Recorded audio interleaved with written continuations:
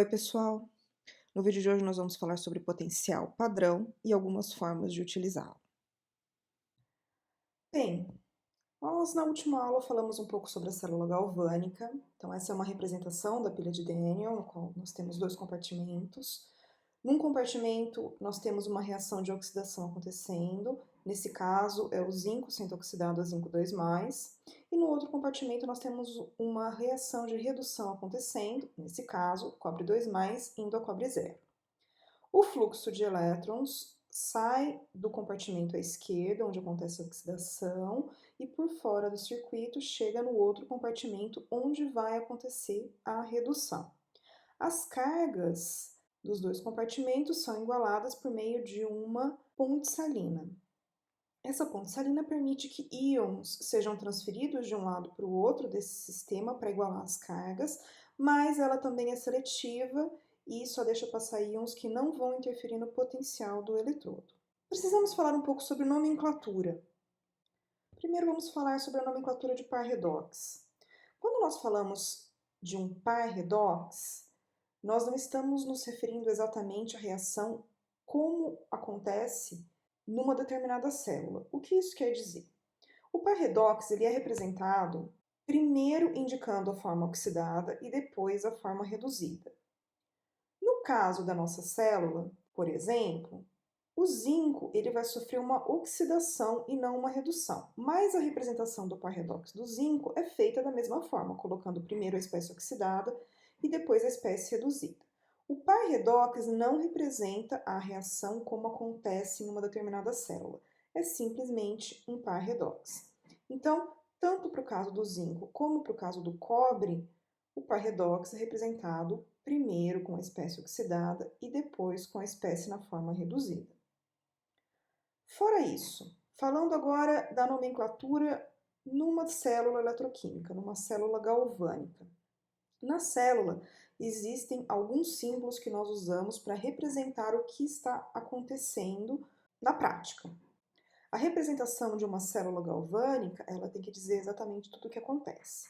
Dessa forma, no caso dessa célula, no compartimento da esquerda, onde acontece a oxidação, eu vou representar a reação exatamente como ela acontece, ou seja, o zinco sendo oxidado a zinco 2+. Essa barra que aparece entre as duas espécies, ela representa a interface entre as espécies. O que é a interface? A interface existe quando eu tenho fases diferentes entre as espécies. Então, nesse caso, eu tenho o zinco metálico, que está numa fase sólida, e eu tenho íon zinco em solução aquosa, que está em outra fase. Então, como as duas espécies estão em fases diferentes, a interface entre essas duas fases é representada por essa barra.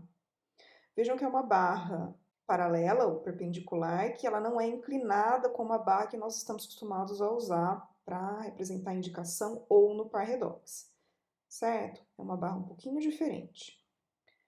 E quando nós formos representar a equação, então, do outro lado, no outro compartimento da nossa célula, a reação também aparece como acontece, ou seja, nesse caso o cobre é reduzido, então primeiro vem a espécie oxidada, depois a espécie reduzida. Temos aqui também a nossa barra indicando a interface entre o cobre metálico e os íons cobre em solução. Para representar a célula eletroquímica, nós temos que juntar os dois lados da nossa célula. Então, essa junção, neste caso, é feito com uma barra dupla, né? Essas duas barras duplas, elas representam que existe uma ponte salina ligando os dois compartimentos. O que significa isso? Significa que a reação não acontece toda num único recipiente. As fases de um e de outro lado da célula não estão ligadas, não estão conectadas, elas estão separadas e a conexão é feita por uma ponte salina. É essa barra dupla que representa isso. Se eu tiver uma célula formada num único recipiente, essa barra dupla não vai aparecer. Muito bem, voltando à nossa representação, nós temos aqui então o que acontece no primeiro compartimento, que é a oxidação do zinco, exatamente como nós representamos aqui. Então, eu tenho o zinco sólido indo a zinco 2+ na fase aquosa, com a interface representada entre as duas fases aqui, a ponte salina, e o outro compartimento onde eu tenho o cobre 2+, aquoso, indo a cobre sólido. Eu poderia representar ao contrário? Posso representar ao contrário. Muitas vezes a gente não sabe primeiro qual vai ser a reação de oxidação e qual vai ser a reação de redução numa determinada célula. A representação teria que ser feita dessa forma, lembrando, a espécie que aparece do lado esquerdo, ela tem que aparecer na sua forma oxidada e a do lado direito na sua forma reduzida. Então, por mais que nós estejamos invertendo a representação nessa célula, vamos imaginar que os compartimentos estivessem em posição trocada para facilitar a nossa visualização, eu represento a espécie do lado esquerdo, nesse lado cobre, como sofrendo oxidação e do lado direito como sofrendo redução. E qual a consequência disso? A consequência disso é que enquanto o potencial da primeira reação, que está representada exatamente como acontece, é positivo, na segunda reação, o valor que nós vamos obter será negativo. A gente vai fazer essa conta lá na frente e vocês vão ver. Então, esse sinal negativo significa que a célula como representada não é espontânea. A reação acontece no sentido contrário, espontaneamente.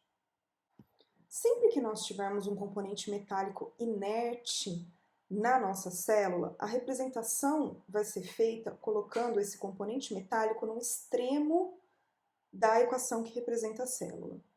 Por exemplo, se nós tivermos um eletrodo de hidrogênio, a reação que acontece é H2 indo a H+, ou H+ indo a H2. A platina, ela está presente na minha célula porque ela funciona como condutora de elétrons. Os elétrons chegam ou saem da célula por meio da platina, para serem conduzidos por fora do sistema. Então, a platina também é representada na célula porque ela faz parte da célula, apesar de não estar reagindo. Então, se essa célula de hidrogênio, esse eletrodo de hidrogênio estiver do lado esquerdo da minha célula, se ele for sofrer oxidação, eu represento platina sólida, barra representando a interface entre platina e o gás hidrogênio, H2 gasoso, barra representando a interface entre o gás e os íons hidrogênio em solução. Agora, se esse eletrodo estiver à direita, porque o hidrogênio sofre redução, a representação é feita primeiro colocando os íons H+, que estão na fase aquosa, a barra representando a interface entre a fase aquosa e a fase gasosa, onde eu tenho hidrogênio, outra barra representando a interface com a platina sólida, certo? Então, nos dois casos, eu tenho a platina, que é o metal inerte nesse caso, no extremo da minha reação, ou da minha representação. Esse é um exemplo de eletrodo de hidrogênio, muitas vezes as pessoas têm dúvida de como funciona. Esse é um eletrodo no qual eu tenho gás hidrogênio sendo borbulhado numa solução de íons H+.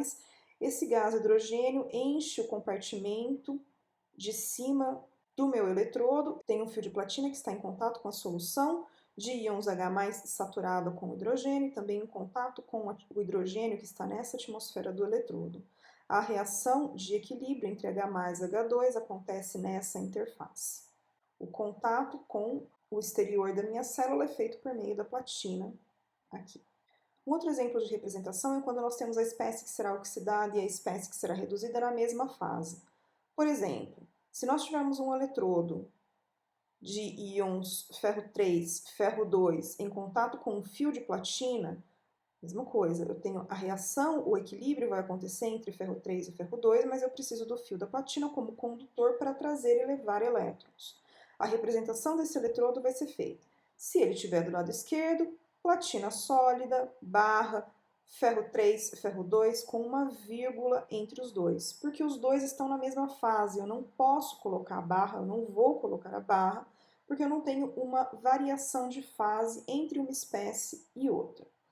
Vejam também que eu tenho um par redox e a espécie oxidada aparece primeiro e depois a espécie reduzida. Se esse eletrodo estivesse à direita, eu teria também o par redox, espécie oxidada, espécie reduzida, barra platina sólida. Como é um par redox e mesma solução, a gente apresenta primeiro a espécie oxidada e depois reduzida, independente de onde esteja o eletrodo. Voltando ao nosso exemplo da nossa célula, então a representação da célula, como nós vimos, fica dessa forma. Zinco sólido barra zinco 2+ no estado aquoso, duas barras representando a ponte salina, cobre 2+ no estado aquoso, barra cobre sólido. O potencial é mais 1,1 volts. A gente pode observar que os elétrons saem do primeiro compartimento da minha célula e vão em direção ao segundo compartimento. Como o sinal do potencial dessa célula é positivo, a gente consegue saber que ela está representada corretamente. Do lado esquerdo nós temos o ânodo, que é o eletrodo negativo, de onde saem os elétrons, e do lado direito está o cátodo, que é o lado positivo, onde chegam os elétrons. Essa nomenclatura de ânodo e cátodo, ela é muito utilizada, mas eu não quero que vocês se preocupem com isso, porque ela pode confundir.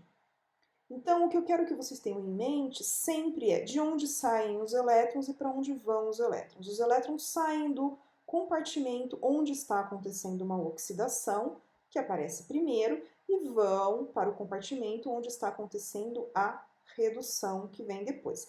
Se a representação estiver correta, ou seja, a espécie que aparece como sendo oxidada realmente estiver sendo oxidada na minha célula espontaneamente, e a espécie que aparece como sendo reduzida realmente estiver espontaneamente sendo reduzida na minha célula, o potencial vai ser positivo.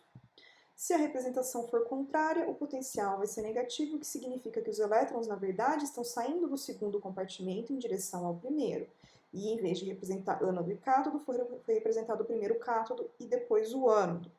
Em resumo, se o potencial é negativo, a representação da célula está invertida.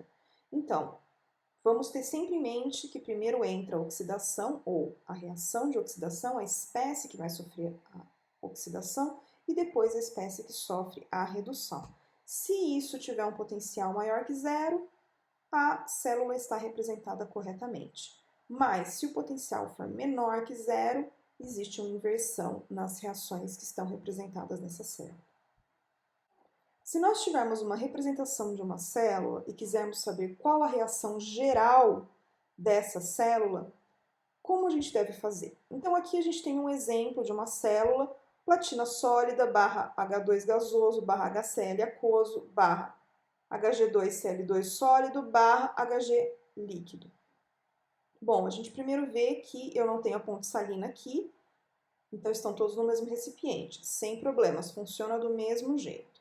Então, a primeira coisa é identificarmos qual a reação de oxidação e qual a reação de redução. Então, a reação de oxidação é o hidrogênio com H+, apesar de aparecer HCl aqui, o cloro não vai participar da reação, o que me interessa é o H+, mas a gente sabe que quando eu coloco ácido clorídrico em solução, eu vou ter H+ e Cl-. Então, a minha reação de oxidação é H2 com H+, e a minha reação de redução é Hg2Cl2 com Hg líquido. Separando essas equações, representando, então, a primeira, vamos colocar a redução, Hg2Cl2 sólido, mais 2 elétrons, dando 2 Hg líquido, mais 2 Cl menos aquoso. A reação de oxidação é hidrogênio indo a 2H+ aquoso, mais 2 elétrons. Eu posso simplesmente somar essas equações e eu vou chegar na equação da célula, que é Hg2Cl2 sólido mais 2H2 gasoso mais 2 Hg líquido mais 2 Cl menos aquoso mais 2 H+ aquoso.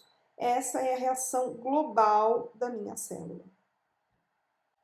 No segundo exemplo, eu tenho uma célula representada por platina sólida barra hidrogênio gasoso barra H+ aquoso barra cobalto 3+ aquoso, vírgula, cobalto 2+ aquoso. Mesma coisa, a primeira coisa é identificar as espécies ou as reações de oxidação e de redução. Então, a reação de oxidação é hidrogênio com H+, e de redução é cobalto 3+ com cobalto 2+. Escrevendo essas reações, vamos escrever primeiro a redução, eu tenho cobalto 3+ aquoso, mais um elétron, indo a cobalto 2+ aquoso. A reação de oxidação vai ser hidrogênio gasoso mais 2H+ aquoso mais 2 elétrons. Vejam que aqui, se eu fizer a soma diretamente, eu tenho um elétron na primeira equação e 2 elétrons na segunda equação. Então, antes de fazer a soma, eu preciso multiplicar a primeira equação por 2. Então, eu vou ter 2 cobalto 3 mais aquoso, mais 2 elétrons, dando 2 cobalto 2 mais aquoso. E agora sim eu posso somar, cancelo os elétrons e chego em 2 cobalto 3 mais aquoso, mais H2 gasoso, dando 2 cobalto 2 mais aquoso, mais 2H mais aquoso.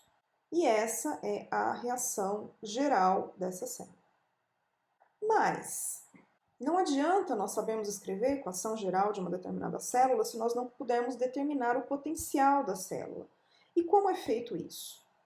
Existem dois potenciais. Nós temos o potencial da célula, que depende da concentração dos íons presentes na célula, e nós temos o potencial padrão, que é o potencial determinado quando as espécies da reação estão presentes no seu estado padrão. Ou seja, os gases na pressão de um bar e os íons em 1 mol por litro. Na verdade, atividade igual a 1, mas aqui nós vamos considerar que uma concentração de 1 mol por litro equivale à atividade igual a 1. Mas como a gente determina esse potencial padrão? A gente precisa ter em mente que não é possível medir somente o potencial de um único eletrodo. O que nós podemos medir na prática é uma diferença de potencial, sempre.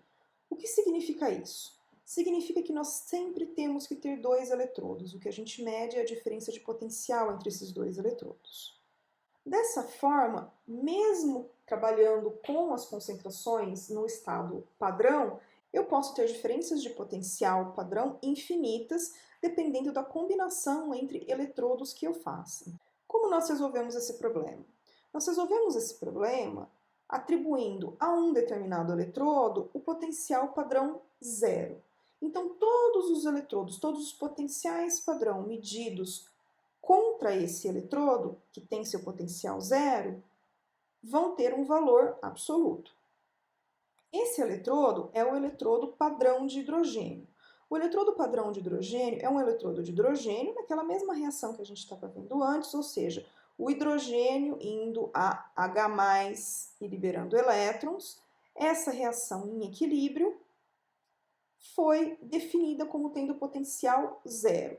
Então, qualquer outro potencial que eu meça em relação a esse eletrodo de hidrogênio vai ser um valor absoluto. Então, aqui eu tenho uma representação de uma célula, que eu tenho um eletrodo de hidrogênio, e aqui ele está numa configuração diferente daquela que eu mostrei anteriormente para vocês. Eu tenho um tubo de vidro preenchido com a solução 1 mol por litro de íons H+, e aqui em cima uma bolha de gás hidrogênio na pressão de um bar e um fio de platina. Esse recipiente tem uma abertura muito pequena aqui embaixo para permitir a troca de íons entre o eletrodo e o restante da célula, e a diferença de potencial de um outro eletrodo, aqui representado o eletrodo de cobre, cobre metálico com íons cobre 2+, em solução.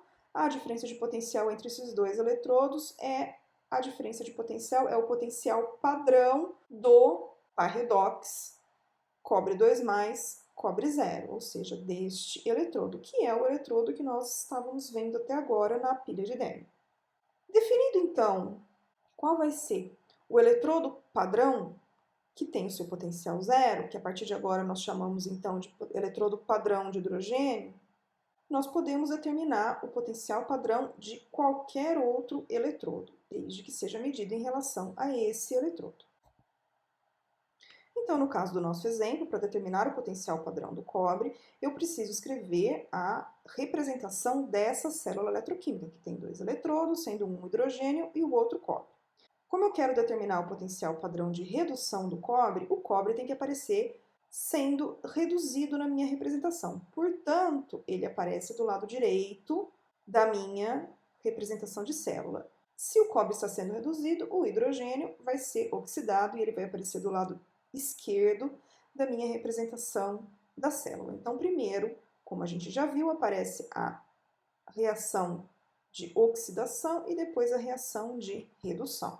O cobre, eu quero medir o potencial padrão de redução, então eu preciso que ele esteja sofrendo uma redução.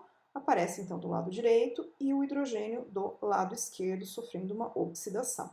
Na hora de escrever a representação da célula, então eu tenho platina sólida, H2 gasoso, H mais aquoso, cobre 2 mais aquoso, cobre sólido, e o potencial padrão medido para essa célula é mais 34 volts. Usando a mesma metodologia para verificarmos o potencial padrão de redução do zinco, para a gente conseguir voltar para a pilha de Daniel, a mesma coisa, eu quero o potencial padrão de redução do zinco, então o zinco precisa aparecer na sua forma reduzida, ele é a espécie que vai sofrer redução na minha célula, que vai determinar esse potencial, e o hidrogênio, oxidação.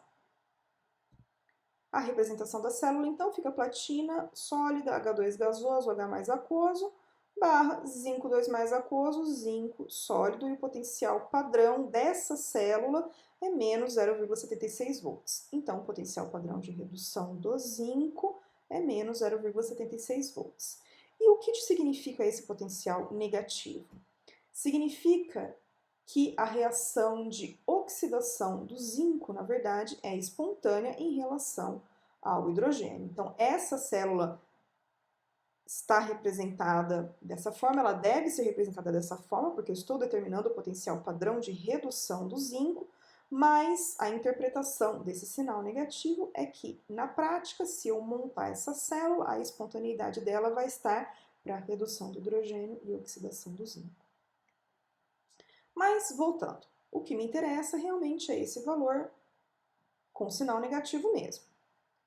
Fazendo isso para várias espécies, nós temos valores, então, que são tabelados em qualquer livro de fisicoquímica ou mesmo de química geral. No final, a gente pode ver uma tabela bastante extensa com várias semi-reações de redução e potenciais padrão de redução das espécies.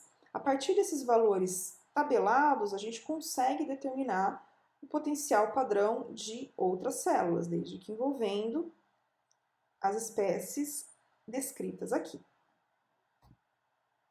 Quanto mais acima uma espécie aparecer nessa tabela, ou seja, quanto maior for o valor do potencial padrão de redução de um determinado par redox, de uma semi-reação, maior a tendência dessa espécie ser reduzida. Da mesma forma, quanto menor for o valor do potencial de redução, maior a tendência da espécie ser oxidada. Então, quando eu estiver comparando duas reações, uma mais acima e outra mais abaixo nessa tabela, eu já sei que a reação que está mais acima é a reação que vai acontecer como redução realmente, a que está mais abaixo é a reação que vai acontecer como oxidação. Voltando à nossa pilha, então, nós temos aqui a nossa representação e como que eu determino o potencial da pilha, então? O potencial da pilha, ele vai ser determinado pelo potencial de redução da espécie que realmente sofre redução nessa pilha, que no nosso caso aqui é o cobre 2+, indo a cobre 0, menos o potencial padrão de redução da espécie que sofre oxidação, que no caso é o zinco. Atenção! Eu representei como redução e oxidação para indicar que é o potencial padrão de redução da espécie que sofre redução e o potencial padrão de redução da espécie que sofre oxidação. Eu não estou falando de potencial de oxidação aqui. Por enquanto, nós só estamos falando de potencial de redução. Bom, o potencial de redução das duas reações que acontecem nessa pilha nós determinamos, então nós vimos que cobre 2+, mais 2 elétrons, dando cobre sólido, cobre 0, tem um potencial de redução de mais 0,34 volts, enquanto o zinco 2+, mais 2 elétrons, dando zinco metálico, tem um potencial de redução de menos 0,76 volts. Substituindo isso na nossa reação, então, o potencial da minha célula vai ser o potencial da espécie que sofre redução, que é o cobre, mais 0,34 volts, menos o potencial de redução da espécie que sofre oxidação, que é o zinco, portanto, menos 0,76 volts. E o potencial padrão dessa célula, então, vai ser mais 110 volts. Se a célula estivesse representada ao contrário, eu teria o cobre aparecendo como a espécie que sofre oxidação, enquanto o zinco apareceria como a espécie que sofre redução. Fazendo a mesma conta, eu teria então que o potencial padrão da célula seria menos o potencial padrão de redução da espécie que sofre redução, que nesse caso é o zinco, então menos 0,76 volts, menos o potencial padrão da espécie que sofre oxidação, que nesse caso é o cobre, e é mais 0,34 volts. E o potencial padrão da célula seria, então, menos 1,10 volts. Então, vejam que o valor é o mesmo, a gente só inverte o sinal se a célula não estiver representada como ela flui espontaneamente. Sabendo disso, então, se eu tiver outros valores, eu consigo determinar potencial padrão de pares redox, que podem não estar tabelados, por exemplo. Então, se o potencial padrão de redução de um eletrodo de zinco é menos 0,76 volts, e o potencial padrão da célula zinco sólido com zinco 2+ aquoso, barra, estanho 4+ aquoso, vírgula, estanho 2+ aquoso, barra, platina sólida, é 0,91 volts, qual é o potencial padrão do eletrodo estanho 4+, estanho 2+? Bom, primeira coisa então é identificar as espécies que sofrem oxidação e redução. Então, o zinco sofre oxidação nessa célula, o estanho sofre redução. O potencial da célula vai ser o potencial da espécie que sofre redução, portanto, estanho 4+, estanho 2+, menos o potencial da reação que acontece como oxidação, que é a do zinco. Então, o potencial da célula vai ser o potencial padrão do par estanho 4+, estanho 2+, menos o potencial padrão do par zinco 2+, zinco. Substituindo os valores que eu tenho, então, 0,91 volts vai ser igual ao potencial padrão, estanho 4+, estanho 2+, que é o que eu quero determinar, menos 0,76 volts, o potencial padrão do par estanho 4+, estanho 2+, vai ser 0,15 volts. Mas e se eu quiser determinar o potencial padrão de uma reação que não está tabelada? Então, eu tenho uma reação aqui, sério 4+ em estado aquoso, mais 4 elétrons, dando sério sólido. E essa reação não está tabelada. O que eu faço? A primeira coisa que a gente precisa fazer é olhar nas tabelas para ver se nós encontramos outras reações que podem, somadas, representar essa reação. Então, na tabela, eu encontrei essas duas reações. Sério 3+ aquoso, mais 3 elétrons, dando sério sólido. O potencial padrão dessa reação é menos 2,48 volts. E eu achei a reação sério 4+ estado aquoso, mais elétron, dando sério 3+ em estado aquoso. E o potencial padrão é mais 1,61 volts. O que eu faço com essa informação? Eu sei que se eu somar essas duas equações, então, eu chego exatamente na reação que eu quero determinar o potencial. Mas prestem atenção, nós não podemos simplesmente somar os potenciais padrão. Eu não tenho uma célula completa, eu não estou representando uma célula completa, eu só estou tentando determinar o potencial padrão de um eletrodo, de uma reação. Então, eu não posso somar diretamente o potencial padrão das reações envolvidas. O que eu posso fazer? Bom, eu não posso somar o potencial padrão, mas eu posso somar o ΔG das reações. E a gente sabe que o ΔG é igual a menos o número de elétrons vezes a constante de Faraday vezes o potencial padrão da reação. Então, eu consigo determinar o ΔG para cada uma dessas duas reações e eu posso somar esses dois ΔG para chegar no ΔG da reação que me interessa. Então, para o caso da primeira reação, o ΔG padrão vai ser 3, eu tenho 3 elétrons, vezes a constante de Faraday, 96.485 coulomb por mol, vezes o potencial padrão da reação, que é menos 2,48 volts. O ΔG da reação, então, vai ser 717,8 kJ por mol. Eu guardo essa informação e vamos para a segunda reação.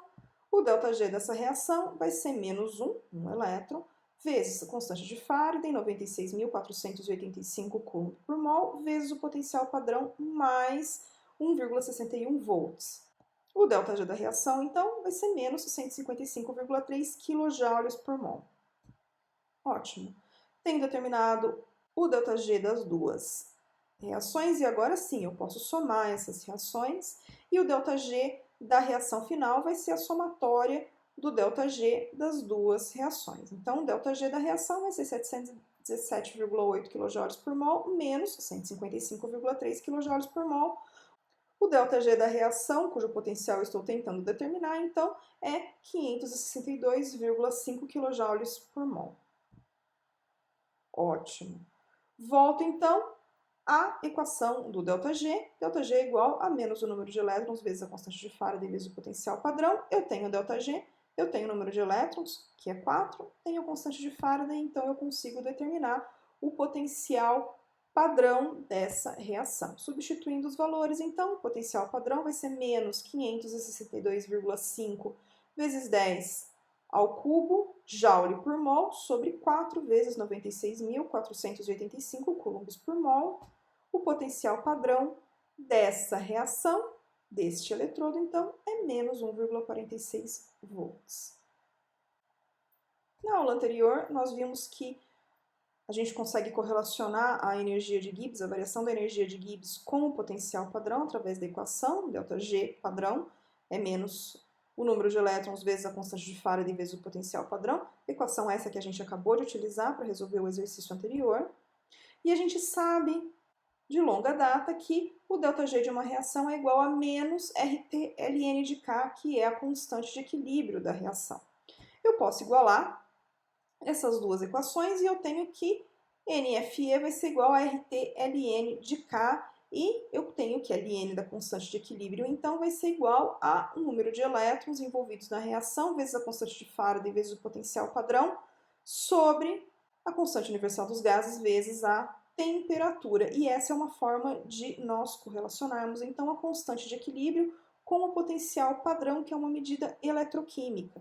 Então, a partir de dados eletroquímicos, os dados de potencial padrão, que são tabelados, a gente consegue determinar constantes de equilíbrio de várias reações. E como isso pode ser útil? Se eu quiser determinar a constante de equilíbrio equivalente ao KPS de Ag mais Cl menos a 25 graus Celsius, eu sei que a reação da qual eu estou falando é o equilíbrio do AgCl sólido com Ag mais aquoso, Cl menos aquoso. Esse é o equilíbrio que eu estou falando. Esse equilíbrio é exatamente o KPS do AgCl. Como eu faço para determinar isso a partir dos dados de potencial padrão? Eu olho na minha tabela, aqui eu tenho uma tabelinha, e procuro se tem alguma reação que me ajude a escrever essa equação.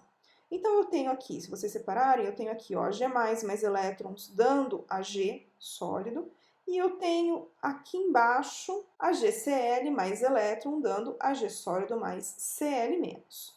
Então, eu tenho duas reações que podem me ajudar a escrever a reação de equilíbrio, cuja constante de equilíbrio eu quero determinar. Então, tá aqui, ó, Ag+, mais elétron dando Ag sólido, AgCl sólido mais elétron dando Ag sólido mais Cl menos. Mas se eu somar as duas, eu não vou chegar na equação que eu quero. Só que se eu inverter a primeira, aí sim eu chego. Então, eu posso simplesmente somar essas duas equações e eu chego que o AgCl sólido vai dar Ag mais aquoso mais Cl menos aquoso, e é exatamente a reação cuja constante de equilíbrio eu quero determinar. Chegando nisso, então, eu consigo determinar o potencial padrão dessa reação usando a mesma formulinha que a gente usa para determinar o potencial padrão de uma célula eletroquímica. O potencial padrão vai ser o potencial padrão de redução da espécie que está sofrendo redução menos o potencial padrão de redução da espécie que está sofrendo oxidação. Ah, mas no caso anterior a gente não pôde somar. Exatamente, no caso anterior a gente não estava chegando numa equação final de célula ou uma reação cuja transferência eletrônica estava em equilíbrio. Nós ainda tínhamos elétrons envolvidos na reação. Aquela reação é uma reação de um único eletrodo e não uma reação completa. Aqui nós somamos duas equações para chegar numa equação geral. Portanto, eu posso determinar o potencial padrão usando essa fórmula. E usando essa fórmula, a gente vê então que o potencial padrão da espécie que está sofrendo redução é o potencial do AgCl sólido indo a Ag sólido mais Cl menos aquoso, que está aqui, e o potencial da espécie que sofre redução, a espécie que está sofrendo redução, então, é a prata sólida indo a prata mais elétron, e na minha tabela ela aparece aqui, a G+, mais elétron, dando a G. Substituindo os valores, então, eu tenho o potencial padrão, vai ser mais 0,22 volts, aqui embaixo, menos 0,80 volts, aqui em cima. E o potencial padrão dessa reação vai ser menos 0,58 volts. A gente sabe que Ln de K é igual a N vezes a constante de Faraday vezes o potencial padrão sobre RT. Eu já tenho o potencial padrão, eu conheço o número de elétrons envolvidos e eu consigo fazer a substituição e calcular o Ln de K. Ln de K então vai ser igual a 1 elétron, eu tenho somente um elétron envolvido nessa reação, vezes 96.485 coulombs por mol, vezes o potencial padrão, que é menos 0,58 volts, sobre 8,314 joule por Kelvin mol, vezes 298,15 Kelvin. Cortando as unidades, Ln de K fica igual a menos 22,6 e a constante de equilíbrio, então, que equivale ao meu kps, é 1,6 vezes 10 a 10. Prontinho. Então, a gente conseguiu determinar a constante de equilíbrio, nesse caso o kps de uma espécie, a partir de dados eletroquímicos. Bem, por hoje era isso. Então, hoje nós falamos sobre o potencial padrão e eletrodo padrão de hidrogênio, e na próxima aula nós vamos falar sobre a equação de Nernst. Até o próximo.